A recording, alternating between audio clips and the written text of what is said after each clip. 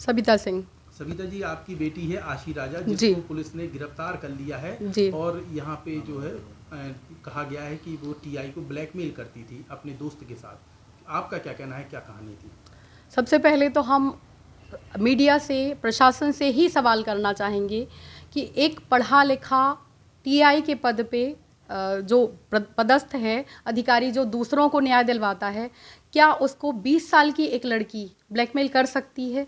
अगर ब्लैकमेल का मामला था तो क्या टीआई जो दूसरों के लिए काम कर रहे हैं, इतने बड़े पद पे हैं, पूरे ज़िले में उनका नाम था, क्या उनके लिए अगर कोई ब्लैकमेल कर रहा था, और उसमें भी एक लड़की, 20 साल की लड़की जिसके पास कोई पावर नहीं है, कोई सत्ता नहीं है, कोई बैकग्राउंड नहीं है, क्या वो लड़की उनको ब्लैकमेल कर सकती है? या इसका उल्टा हो सकता है कि लड़की से ऐसा कोई काम करवाने के लिए उसको प्रेशराइज किया जा रहा हो, या कुछ ज़बरदस्ती की जा रही हो कि तुम ये करो, नहीं तो तुम्हारे ऊपर केस कर दिया जाएगा, तो उसने उसका विरोध किया हो।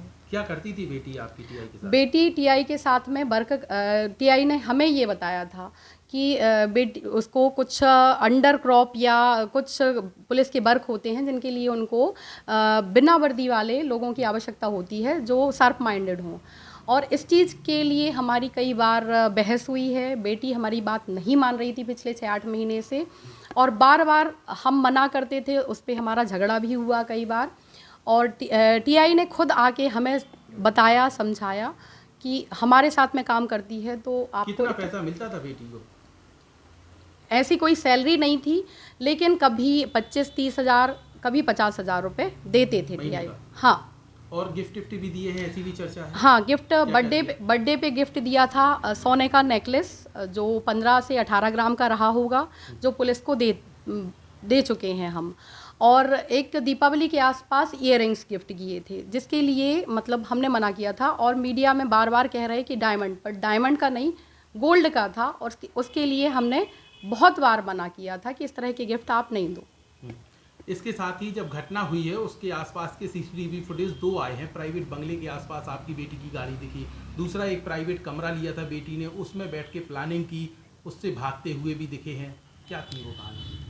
बंगले पे जाना, हम ये नहीं कहेंगे कि बंगले पे जाना कोई बड़ी बात है। हाँ, ये है कि घटना के 1 हफ्ते पहले से बेटी यहाँ पे नहीं थी। उसने यही बताया था हमें कि टीआई सर ने किसी काम के लिए उसको नोएडा भेजा था, वो और सोनू साथ में थे, तो हमें ज़्यादा फिक्र करने की आवश्यकता नहीं पड़ी।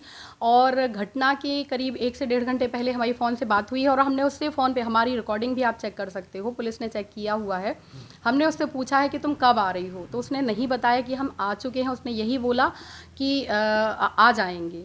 और हमें ये मीडिया के द्वारा ही पता चला, पुलिस के द्वारा ही पता चला कि वो यहीं पे थी। तो टीआई के घर में जब उनको अभी जो ये मुस्लिम्स वाला हुआ था, जब टीआई को हाथ में लगा था, तो हम खुद उनके बंगले पे उनको देखने के लिए गए थे। तो उनके घर पे जाना हमें कोई वो नहीं, क्योंकि काम की वजह से साथ में उनके रूम पे जाना। और दूसरा जो रूम की बात कर रहे हो, उसका हमें नॉलेज नहीं है कि ये पता है कि उसकी कोई फ्रेंड है जो वहाँ पे किराए से रहती थी, और अक्सर वो आशी ये बताती थी कि खुशबू के रूम पे हम लोग बैठे हैं। अब आपकी बेटी ब्लैकमेलिंग के केस में फंस चुकी है, आप कह रही हैं वो गलत फंसी है, कैसे न्याय मिलेगा फिर?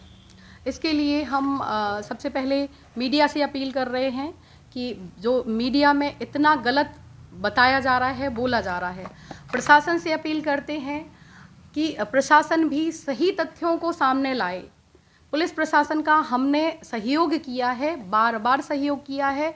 निवेदन कर रहे हैं हम प्रधानमंत्री जी से, मुख्यमंत्री जी से, कि अभी हाल ही में 8 मार्च महिला दिवस मनाया गया, बट हमने और हमारी बेटी ने महिला दिवस भी नहीं मनाया है। बेटी पे बार बार गलत आरोप लगाए जा रहे हैं, बहुत कुछ छुपाने के लिए, प्रशासन अपनी गलती के छुपाने के लिए, और कुछ काले कारनामे जो टीआई और प्रशासन के हो सकते हैं उनको छुपाने के लिए एक 20 साल की लड़की को हाईलाइट किया जा रहा है।